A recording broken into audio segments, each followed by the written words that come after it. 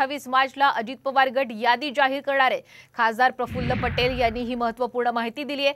तसंच राष्ट्रवादी काँग्रेस 5 पेक्षा जास्त जागा लढवण्यावर ठाम असल्याचं सुद्धा त्यांनी पुन्हा एकदा स्पष्ट केलंय।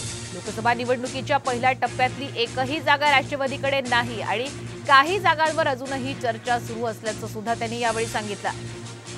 अधिकचे अपडेट घेऊयात आमच्या प्रतिनिधी रुपाली बडवे यांच्याकडून। रुपाली, आपण पाहतोय की 28 मार्चला आता अजित पवार गट आपली यादी जाहीर करणार आहे। यावर 5 जागांवर ते ठाम असल्याचं सुद्धा कळतंय। काय अधिकचे अपडेट्स आहेत?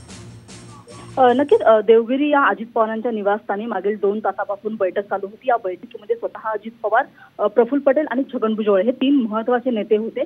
मागच्या 2 तासाच्या बैठकीनंतर खरं तर जेव्हा प्रफुल्ल पटेल जेव्हा बाहेर पडले तेव्हा ते माध्यमांशी बोलत होते। त्यांनी अशी माहिती दिली की आम्ही जे ते 5 पेक्षा जास्त जागा लढवण्यावरती आम्ही ठाम आहोत आणि त्याच्यामुळे आमच्या अजूनही काही जागांवरती आमची चर्चा चालू आहे। 27 तारखेला काही भागांमध्ये नॉमिनेशन फाईल करायचं आहे। मात्र पहिल्या टप्प्यामध्ये ज्या ठिकाणी नॉमिनेशन फाईल करायचं आहे त्यापैकी एकही जागा राष्ट्रवादीकडे नाहीये आणि त्याच्यामुळे आम्ही येत्या 28 तारखेला आमची जी यादी असणार आहे उमेदवारांची ती आम्ही जाहीर करणार आहोत आणि त्याच्यासोबतच आम्ही कोणत्या जागेवरती निवडणूक लढवणार आहोत हे देखील स्पष्ट होणार आहे। त्याच्यामुळे आपण बघितलं तर येत्या 28 तारखेला आता राष्ट्रवादी काँग्रेस आपल्या उमेदवारांची जी यादी आहे ती जाहीर करणार आहे। त्याच्यामध्ये मग राष्ट्रवादीच्या वाट्याला नेमके कोणत्या आणि किती जागा येतात हे चित्र स्पष्ट होणार आहे। मागच्या जवळपास 2 तास झालेल्या बैठकीच्या आधी आपण बघितलं तर काल सुद्धा वर्षावरती बैठका झाल्या होत्या। महायुतीमध्ये अजूनही काही जागांवरती तिढा कायम असल्याचं चित्र आपल्याला पाहायला मिळत आहे आणि याच अनुषंगाने सातत्याने बैठका देखील होत आहेत।